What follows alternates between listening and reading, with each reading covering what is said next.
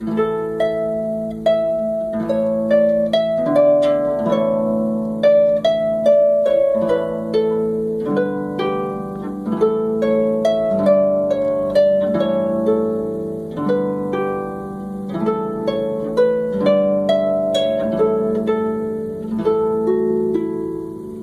Passages, Episode 91, 17th Argonauts, Creon, Part 2, from Euripides Medea. Previously, Jason left Medea for the daughter of Creon. In this passage, Medea is confronted by Creon, who banishes her family from Corinth. She talks Creon into giving her one more day and plots to kill him, his daughter, and Jason too. Creon, Part 2, a legendary passage from Euripides Medea, translated by E.P. Coleridge. As the chorus finishes its song, Medea enters from the house. From the house I have come forth, Corinthian ladies, for fear lest you'd be blaming me. For well I know amongst men many showing pride have gotten to them an ill name and reputation for indifference, both those who shun men's gaze and those who mood amid the stranger crowd, and likewise they choose a quiet walk in life. For there is no discernment in the eyes of men, for they, or ever they, have surely lent their neighbor's heart, loathe them at their sight, though never wronged by him. And so a stranger most of all should adopt a city's views, nor do I commend that citizen who, in stubbornness of his heart, from churlishness resents the city's will. But on me hath fallen this unforeseen disaster, and snapped my life. Ruined I am, and long to resign the boon of existence, kind friends, and die. For he who has all the world to me, as well as thou knowest, hath turned out to the worst of men, my own husband. Of all things that have life and sense, we women are the most hapless creatures. First we buy a husband at great price, and o'er ourselves a tyrant set, which is an evil worse than the first. And herein lies the most important issue, whether our choice be good or bad. For divorce is not honorable to women, nor can we disown our lords. Next must the wife, coming as she does to ways and customs new, since she hath not learnt the lesson in her home, have a diviner's eye to see how best to treat the partner of her life. If haply we perform these tasks with thoroughness and tact, and the husband lives with us without resenting the yoke, our life is a happy one. If not, 'twere best to die. But when a man is vexed with what he finds indoors, he goeth forth and rids his soul in his disgust, betaking him to find some friend or comrade of like age, whilst we must needs regard his single self. And yet they say we live secure at home, while they are at wars, and with their sorry reasoning, for I would gladly take my stand in battle array 3 times o'er, than once give birth. But enough. This language suits not thee as it does me. Thou hast a city here, a father's house, some joy in life, and friends to share thy thoughts. But I am destitute, without a city, and therefore scorned by my husband, a captive I from a foreign shore, with no mother, brother, or kinsman to whom I find new haven or refuge in this calamity. Wherefore this one boon, and only this wish to win from thee thy silence. If haply I can some way or means devise to avenge me on my husband for his cruel treatment, and on the man who gave to him his daughter, and on her who is his wife. For the women can be timorous enough in all else, and as regards courage, a coward at the mere sight of steel, yet in the moment she finds her honor wronged, no heart is filled with deadlier thoughts than hers. This will I do, for thou wilt be taking a just vengeance on thy husband, Medea. That thou shouldst mourn thy lot surprises me not. But lo, I see Creon, king of this land, coming hither, to announce some new resolve. Creon enters with his revenue. Hark thee, Medea. I bid thee take those sullen looks and angry thoughts against thy husband forth from this land in exile, and with thee take both thy children, and that without delay. For I am judge in this sentence, and I will not return unto my house till I banish thee beyond the borders of the land. Ah me, now is the utter destruction come upon me, unhappy that I am. For my enemies are bearing down on me full sail, nor have I any landing place to come in my trouble. Yet, for all my wretched plight, I will ask thee, Creon, wherefore dost thou drive me from this land? I fear thee. No longer need I veil my dread 'neath words, lest thou devise against my child some cureless ill. Many things contribute to this fear of mine. Thou art a witch by nature, expert in countless sorceries, and thou art chafing for the loss of thy husband's affection. I hear too, so they tell me, that thou dost threaten the father of the bride, her husband, and herself with some mischief. Wherefore I will take precautions ere our troubles come.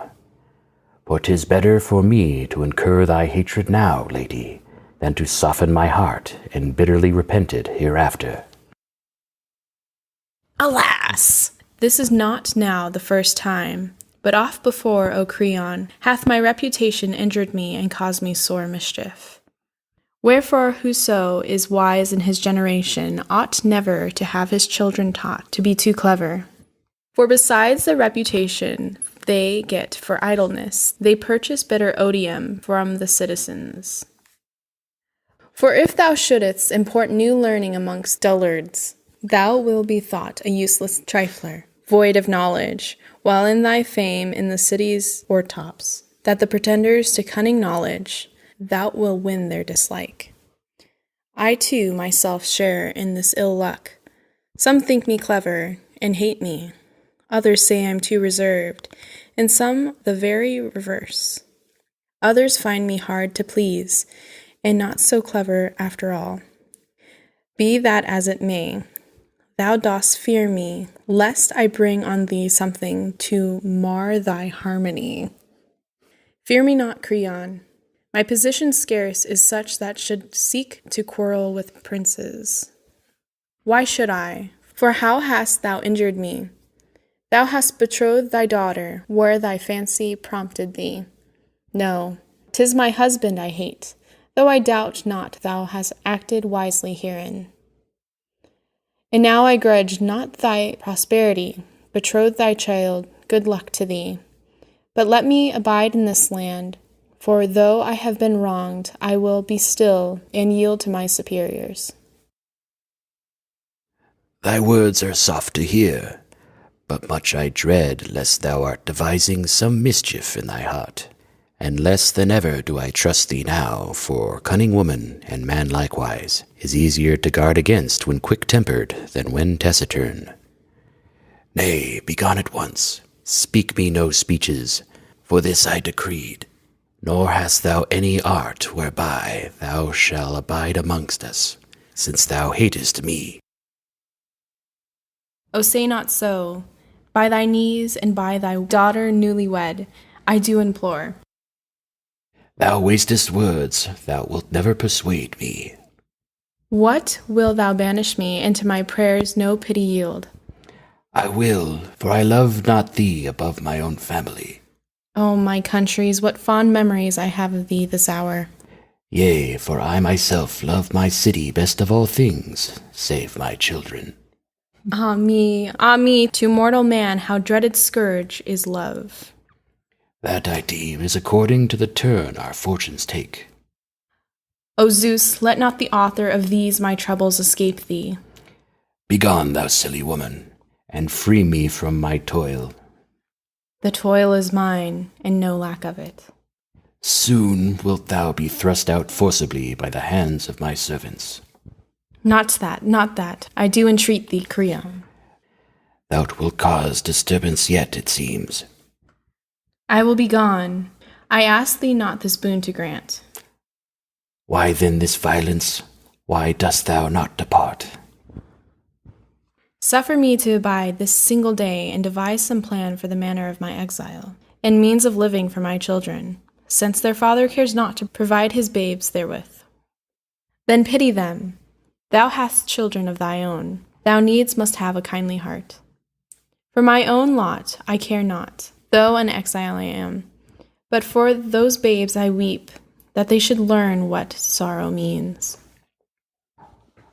Mine is a nature anything but harsh, full oft by showing pity have suffered shipwreck. And now, albeit I see clearly my error, yet shalt thou gain this request, lady. But I do forewarn thee, for if tomorrow's rising sun shall find thee and thy children within the borders of this land, thou diest. My word is spoken, and it will not lie. So now, if abide thou must, stay this one day only, for in it thou canst not do any of the fearful deeds I dread. Creon and his retinue go out. Ah, poor lady, woe is thee! Alas for thy sorrows! Whither wilt thou turn? What protection, what home or country to save thee from thy troubles wilt thou find? O Medea, in what hopeless sea of misery heaven hath plunged thee? On all sides sorrow pens me in. Who shall gainsay this? But all is not yet lost. Think not so. Still there are troubles in store for the new bride and her bridegroom, no light toil. Dost think I would ever have fawned on yonder man, unless to gain some end or form some scheme? Nay, would not so much have spoken to him or touched him with my hand.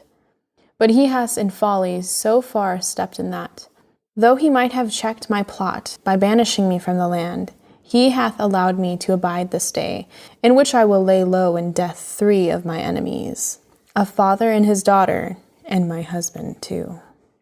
Now, though I have many ways to compass their death, I am not sure, friends, which I am to try first. Shall I set fire to the bridal mansion, or plunge the whetted sword through their hearts, or softly stealing into the chamber where their couch is spread? One thing stands in my way. If I am caught making my way into the chamber, intent on my design, I shall be put to death and cause my foes to mock.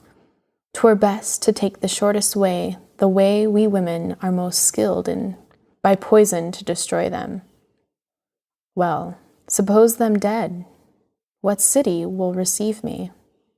What friendly host would give me shelter in his land, a home secure, and save my soul alive? None.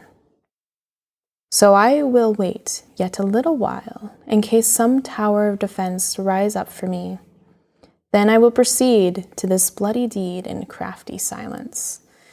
But if some unexpected mischance drove me forth, I will with my own hand seize the sword, even though I die for it, and slay them, and go forth on my bold path of daring. By that dread queen whom I revere before all others and have chosen to share my task, by Hecate who dwells within my inmost chamber, not one of them shall wound my heart and rue it not. Bitter and sad will I make their marriage for them. Bitter shall be the wooing of it. Bitter my exile from the land. Up, then, Medea, spare not the secrets of thy art of plotting and devising. On to the danger. Now comes a struggle needing courage. Doth see thou art suffering? 'Tis not for thee to be a laughing stock to the race of Sisyphus, by reason of this wedding of Jason, sprung, as thou art, from noble sire, and of the sun god's race. Thou hast cunning, and more than this, we women, though by nature little apt for virtuous deeds, are most expert to fashion any mischief. This passage continues on to next episode, where Medea is confronted by her former husband, Jason.